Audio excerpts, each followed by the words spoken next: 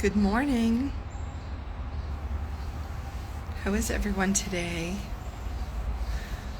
So I'm coming in today to talk about mental health awareness because we're already halfway through the month and May is Mental Health Awareness Month.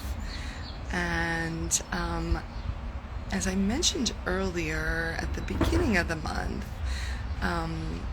as a YouTube partner, I was able to attend an event that talked about our mental health and how are we going to talk about it this month. And the funny part is that I think since that day, as a matter of fact, exactly since I returned home from that event, my mental health has been a slightly, I don't know what to call it, rounded up or consumed. Consumed is the word. Consumed with the health of others in my world.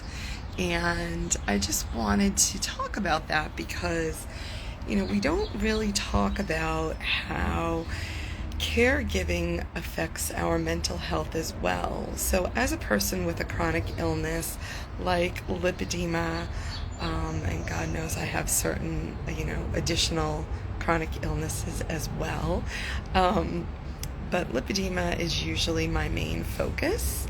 And as a person who is constantly on a daily basis consumed with their own chronic health issues and caretaking for that, it's kind of interesting the mental health toll that then having to take care of others additionally lends to the fray. And so I haven't shown up as I intended during this month of May for mental health awareness here on social media, nor, quite frankly, in my own life. So you might remember at the beginning of the month when I was in full force moving forward through that first week of getting in my 21 minutes of movement in support of taking action for my mental health, and also to really start back into making movement a habit again and doing it in a safe way by sticking to that 21 minutes, sticking to walking, which has so many benefits all around for everyone. But in particular, it was brought home how important walking is for, or the action of pumping your ankle, how important that is for lipedema and getting your lymphatics moving. And then it was also really brought forth in the conversations that happened at the Weight Loss Surgery Foundation meeting, as well as the Obesity Action Coalition meetings that I attended. And so it's just, you can't really dispute how it's just an overall benefit for most of us that can do it. And so, but on that Friday night, so I don't know what day that was, the 6th of the month or something like that. My God, has it only been 10 days? I don't even know. My son managed to break his arm, and that was a bit of a, wait, what just happened? Very unexpected, very kind of freak accident type of thing. He was at a carnival and got it injured on a ride. And so that's been a little bit consuming, as well as my guy needs some additional TLC, and so as a support person, I have lended my attention toward both of them and kind of let my goals fall to the back. And so that's another piece of mental health that is kind of just not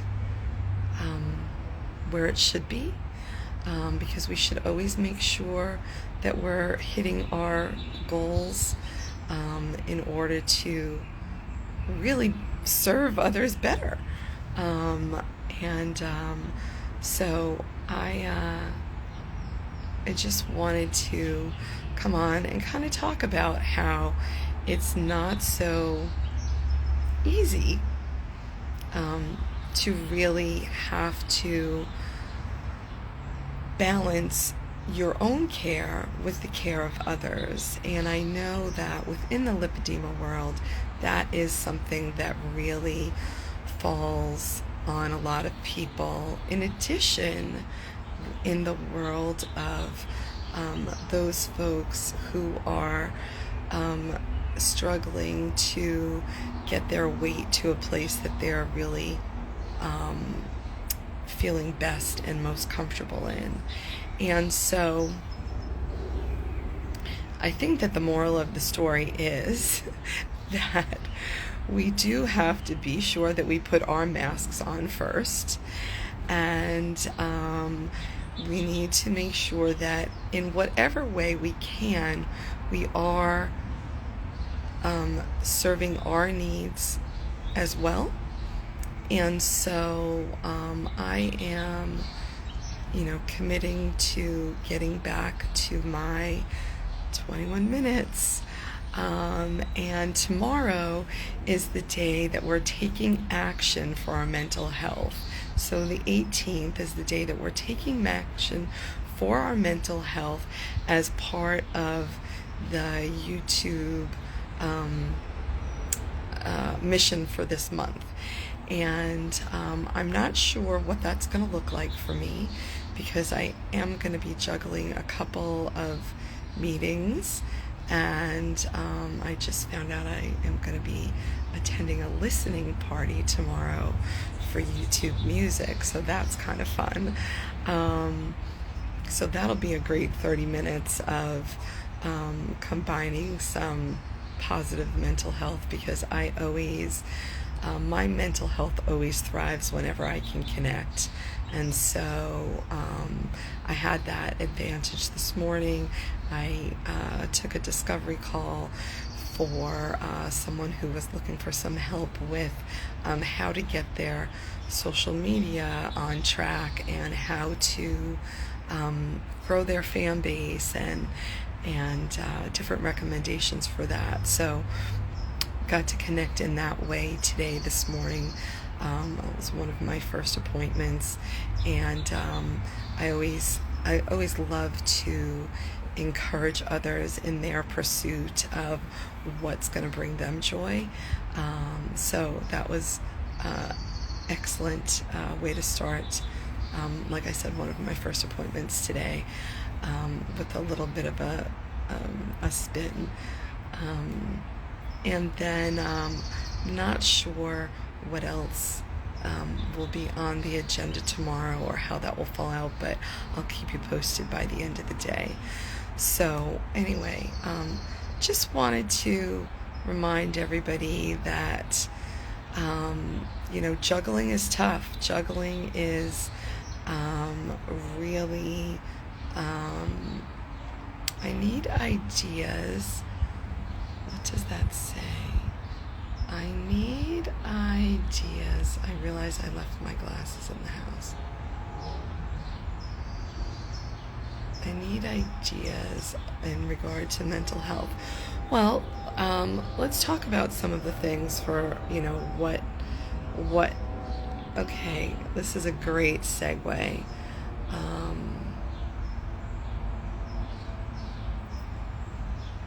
This is a great segue into one of the things that helps our mental health is well, movement, of course. So how we move our body for sure affects our mental health, 100%. No questions asked. And really the simplest way, if you are a person who is able to move, is to get out and walk. And if that means that you get in 10 minutes, great, you got in 10 minutes. 21 minutes I chose because 21 minutes is if you do it daily, then that meets your 250 minutes per week. Is that it? Am I saying that correctly? 7 times 2. No, 150 minutes a week. Okay, I have so many numbers floating in my head. So 150 minutes a week is the number that people should be targeting for movement to keep them to maintain their health. 250 minutes is the number that people should be targeting for weight loss. So I think I worked that out to be 35 minutes per week, or per day, to get to that 250 minutes a week. So that's the simplistic breakdown for movement. However, another thing that so many people don't talk about in regard to how can I impact my mental health positively is by what you are ingesting. It's that simple. It's really the whammy that what we take in plays on our mental health is huge. And most people don't want to talk about it because they just want to think that, well, I'm consuming a typical American diet and that's fine and blah, blah, blah. And truthfully, it's really not. Most of the things that many people ingest that are processed have all types of things in there to make you want to eat it again. It's by design. It's by design that you keep eating the same things that don't really put your nutrition in a nutritious category. And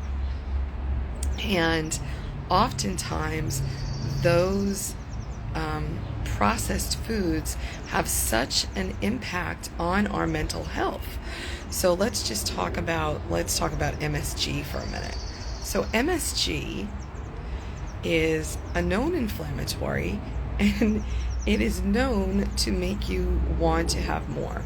So if you are consuming things with MSG in it, it's like, I call it crack. So let's use an example of like crunchy Cheetos.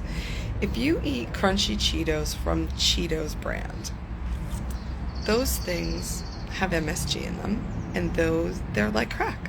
There's no question about it. I mean, maybe you can eat 5 of them, but they're not designed for you to eat 5. And the palatableness of them that has that MSG just makes you want to eat more. It's why it's designed. It really, and the way that it impacts your brain, that's how it's set. It's made that way. But if you look at Trader Joe's crunchy Cheetos, so to speak, they don't have MSG. And you can eat 5 of those, and you don't necessarily want to eat 5 more. You can eat a handful of those and not necessarily. You may, but it's not because you are driven by the ingredients to do so. It's more of your own volition and more of your own mental conditioning and all of that kind of thing. But it's not that there's something in that makes you absolutely be like, oh my God, I need to have more of this. And so when we take those things away and we really focus on eating whole, nutritious food, the impact, the clarity that comes with that is just, it's just undeniable. It's undeniable. And so I think that looking at that, you know, that old saying, like, an apple a day keeps the doctor away. Well, yeah, an apple a day keeps the doctor away because you're not eating something else. You're eating something that is a whole food that is actually nutritious, and it's giving your body some type of, you know, a variety of different nutrients that it wouldn't be getting if it was eating something processed. So, you know, that's something to consider as well. Making sure that you're doing something each day. Oh, forget each day. Make sure that you do something once a week that you enjoy. Even if it's, you know, sitting outside in the sun, or, you know, sitting in your car by yourself, because you get that time to spend with yourself. You know, taking the walk, of course, we've talked about. Of course, I, as a person who can get to an ocean, would say anytime you can be near water, do it. Go, be. There's nothing more healing than water, in my opinion. And so those are some of the things, you know, read a book. If you like to read a book. If you like to watch TV or a movie, see something that appeals to you. But then when you're consuming media, make sure that it's something that also doesn't add to your stress level, because that's counterproductive. So, you know, it's just kind of, you have to seek out things, or, you know, something as simple as tidying up your space. You know, my son is classic. Now, mind you, he's almost 16, and he has a mother who does things for him, so there's that. But he will brush his teeth, and then he will leave the toothpaste on the counter instead of putting it back in the drawer. Just that alone throws off the whole look of the bathroom, and it makes it look messy. So even if you had just one thing that's out of place and you put that in its place, it frees up your mind to be able to you know, feel calmer. And I think that feeling calm is something that we should all strive for, because it's elusive for many, right? And we have to implement lots of different ways to do that. Having a mindfulness practice, you know, listening to like a calm app, some type of meditation, a journal if journaling works for you, writing down your thoughts. You know, these are types of things that listening to music that makes your heart sing or makes your body move. Dancing, you know, dancing is a great way to take care of your mental health. Give it a little boost. So those are just some of the things that I can recommend, and I know most of those work for me personally as well. So, you know, I can definitely recommend them from, you know, a lived experience as well. So anyway, that's kind of it. That's all I've really got to say right now. I just wanted to encourage you to recognize when you're going through something. It didn't dawn on me, I think, maybe not until yesterday when I had a moment to think about it. Like, wait a minute, how did this happen? How is it possible that I'm not doing it? I haven't done this 21 minutes of walking. Like, what happened? And then I realized, oh, right, because I went into survival mode of taking care of others, and I forgot that I was one of those others that needed to be taken care of. And so, it's okay. It's okay to slip up. It's a journey. It's a practice, right? It's a practice. And so I'm just encouraging you, especially to think about tomorrow as a day of action. What might you do for yourself for 1 hour tomorrow that will support your mental health? What will you do for your mental health and to make you,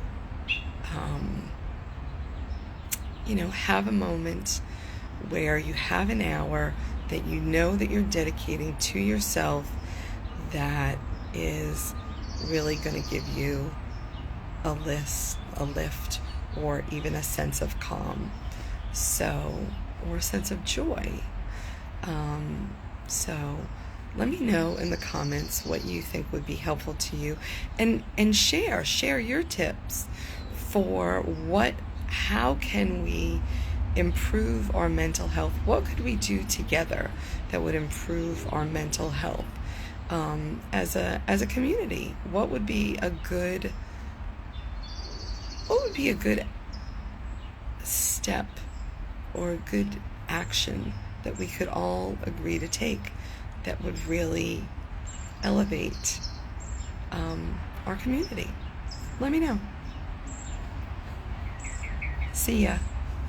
Bye for now.